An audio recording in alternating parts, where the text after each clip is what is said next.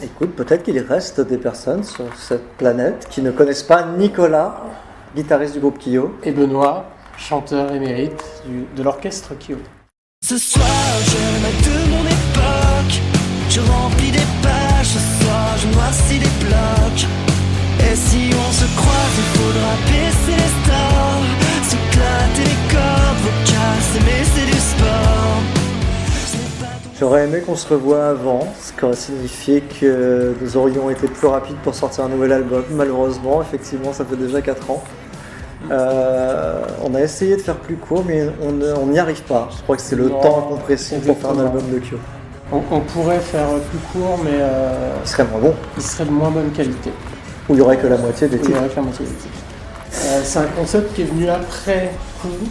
On n'était pas forcément parti sur l'idée d'un concept album à la base, mais c'est plus au moment où on enregistrait les chansons. On a voulu pousser un petit peu l'histoire de ces 3 personnages un petit peu plus loin, parce que c'est vrai que le temps d'un clip, c'est un peu court pour développer l'histoire, faire connaissance avec les personnages et approfondir un peu. Donc en prenant 3 chansons de plus, ça permet vraiment de planter un peu plus le décor. Il a fallu choisir ces morceaux parce qu'en fait, tu pouvais quasiment chaque morceau de l'album, tu pouvais l'attribuer à un personnage ou à un pan de sa vie. Et c'est vrai qu'avec cette unité, comme si tout au long de l'album, on racontait leur histoire. C'était pas voulu à la base, mais c'est vrai que là, avec 4 morceaux et 4 clips, on a pu raconter leur histoire. Et c'est vrai que c'est un truc qu'on n'avait jamais fait avant. C'est une nouvelle approche. Et c'était vraiment passionnant de faire ça. Je peux pas dire mieux que ça. C'est ça. Non, mais c'est vrai, Tu peux mettre un point à la fin. C'est exactement ça. C'est ces personnages qui sont très, très humains. C'est le terme que tu as employé. C'est vraiment ça. C'est vraiment de recentrer toutes ces émotions sur le côté ultra humain. Et tu vois que ces jeunes, ils sont fragiles. À la fois, ils ont de la fougue. Ils ont de l'appétit de dévorer la vie, et à la fois ils se prennent des claques. Tu vois bien que leur vie elle est précaire quand même, ils vivent dans un mobil-home, mais ils se tiennent les coudes et ils sont là les uns pour les autres. Et humainement c'est une belle histoire, quoi. Et puis qui reflète bien un moment donné, je trouve, de la vie. Enfin, l'époque, principalement, plus qu'à un moment donné, c'est plus l'époque dans laquelle on vit. Je trouve que ces 3 personnages sont très représentatifs des jeunes aujourd'hui, des problématiques qui peuvent être les leurs, aussi bien amoureuses que d'ambivalence amoureuse, que ce que dit Ben, c'est-à-dire d'avoir en même temps beaucoup d'appétit et en même temps d'avoir peur aussi de ce qui les attend, tout ça. Donc, je trouve qu'à eux 3, finalement, ils forment un tableau assez complet de ce que peut être une certaine jeunesse aujourd'hui. C'est probable, c'est très difficile de discerner toute la part de nous qu'il y a dans les fictions, qu'il y a dans les histoires qu'on raconte, mais j'ai tendance à penser que comme chez les romanciers, il y a beaucoup plus que ce qu'on imagine de nous dans ce qu'on raconte. Et effectivement, est-ce que ces personnages ne seraient pas une image de ce qu'on a traversé? C'est possible, après si c'est le cas, c'est inconscient, tu vois. Mais c'est possible, hein. Il est fondamental. Là pour le coup, je pense que c'est bien représentatif de ce qu'on est, parce que c'est vrai que le fait d'être un groupe, le fait d'avoir traversé tous ces moments assez intenses qu'il y a eu dans notre carrière, dans les 2 sens, parce qu'effectivement tu parles de doutes, Dieu sait que dans une carrière musicale qui dure 20 ans, il y en a un paquet de doutes, et puis tous les moments incroyables qu'on a pu vivre dans la reconnaissance du public et tout, dans ces émotions hyper fortes. Et le lien de tout ça, c'est le fait de le partager à 4. Donc cette solidarité-là, elle est fondamental dans le sens littéral, c'est un fondement de ce qu'on est, et ça se retrouve dans cette histoire de Margot, Omar et Marlowe, et ça se retrouve probablement que ça transpire dans pas mal des textes de ce disque-là. J'aimais bien un commentaire d'un internaute ou d'une internaute qui disait sous le clip de Quand je serai jeune, qui disait c'est une ode à la bienveillance en fait. Il y a aussi quelque chose qui tient de ça, un refus assez primaire d'une forme d'injustice dont on parle aussi dans mon époque.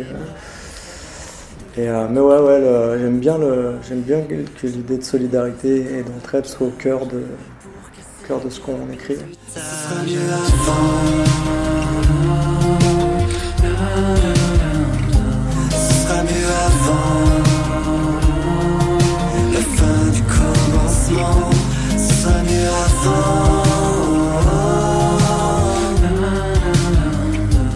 Bah, de toute façon, c'est ça, ça c'est vraiment la tristesse du monde dans lequel on vit, c'est que tu vois bien que l'intolérance, le racisme, c'est pas un truc qui est dans l'ADN, c'est pas un truc qui est inné. Parce qu'en fait, les enfants, tu vois bien que dans les squares, à l'école, tu vois bien que la différence, elle leur saute aux yeux. Tu vois, une différence de couleur de peau, c'est juste que eux, ça leur pose aucun problème. C'est-à-dire que t'as parfaitement le droit d'être différent, t'as le droit de ne pas avoir la même couleur de peau, pas la même corpulence, pas la même... Elle est très grande et très petite. Et les gamins, ils trouvent ça normal parce que c'est le cocon dans lequel ils évoluent, quoi, cette diversité-là. Et en fait, c'est quand même le monde, et j'ai envie de dire les adultes, qui inculquent la méfiance, l'intolérance, la peur, l'agressivité. Et voilà, donc c'est... Voilà, et c'est vrai que cette époque-là de la vie, cette naïveté, c'est quelque chose de, cette pureté, c'est quelque chose de magnifique, quoi, qu'on a envie de préserver le plus possible. Quand on est parent, c'est vraiment un truc auquel on pense sans arrêt, quoi. T'as envie de préserver cette pureté. Après, il y a des enfants très très méchants, attention, faut se méfier quand même. Hein. Oh, il y a des enfants foncièrement mauvais. Ah, écoute, pas plus tard que l'autre fois. Il y en a un qui me mordait le mollet comme ça. J'avais rien fait pourtant. Hein. Enfin, tu lui avais volé son ballon, bon. Mais c'était pas une raison. Après, dans Quand je serai jeune, le propos il est aussi assez différent de ça. C'est-à-dire que c'est presque justement plus aujourd'hui, avec le recul du temps, de regretter justement de peut-être de ne pas avoir été clairvoyant un petit peu plus tôt sur certains sujets, sur certaines choses. Alors comme on sait que nous, on ne peut pas remonter dans le temps, c'est plus de l'ordre, je pense, de la transmission envers un public un peu plus jeune, même si on n'a aucune prétention de donner des conseils de vie, mais parce qu'on sait très bien que de toute façon c'est l'expérience qui fait que tu t'apprends. La théorie on l'a tous depuis toujours, mais c'est par l'expérience que tu apprends. Mais on ne sait jamais si ça peut tomber dans l'oreille de quelqu'un qui n'est pas sourd. Hein. Voilà, c'est des choses je pense qu'on a tous ressenti après coup. Après c'est pas simple aussi, hein, quand tu es jeune, tu fais ce que tu peux. Tu peux pas être non plus... te débats toi-même, je pense, à essayer toi-même de survivre, hein, parce que l'adolescence, c'est un moment en fait dur. Je pense qu'on en garde nous des bons souvenirs, mais à l'époque, c'est quand même assez dur à vivre, quoi, parce que t'es beaucoup moins armé que quand t'es adulte, et il t'arrive des trucs, je sais pas, tous les ans il t'arrive un nouveau truc complètement fou, donc c'est pas simple comme période. Et on pense souvent, nous, aux jeunes d'aujourd'hui, qui vivent peut-être une époque un petit peu différente de la nôtre, où ça va être encore plus dur pour eux en termes de harcèlement et tout ça. Avec Internet, ça va être...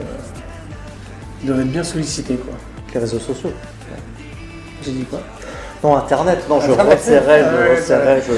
Non, parce que moi je pensais pas aux réseaux sociaux, je pensais à Netflix, Internet, quoi.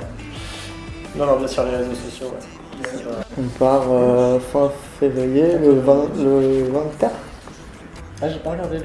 Je crois qu'on parle le 24 février, ça commence à Lille. Et, T'as pris les billets? autour de. J'y serai en tout cas, Nicolas. On va tourner toute l'année, il y a les festivals aussi cet été. Et puis voilà, et puis l'année prochaine peut-être aussi encore un peu. Mais ouais, on a bien hâte de remonter sur ça. Une tournée bien remplie, c'est chouette. C'est vrai que quand les salles sont bien remplies, l'ambiance est géniale. Donc on espère que les gens. Parce qu'il y a quand même un petit embouteillage en termes de concerts. Là, je pense que personne n'est parti pendant 1 an et demi, donc tout le monde part au même moment. Je ne sais pas si les gens sont encore complètement rassurés. Je crois qu'il y a malheureusement, on s'imaginait nous en février 2022, tout sera ça bien derrière nous. On s'aperçoit que le Covid, c'est pas encore complètement terminé, mais j'espère que d'ici là, on pourra célébrer la vie avec le public, quoi.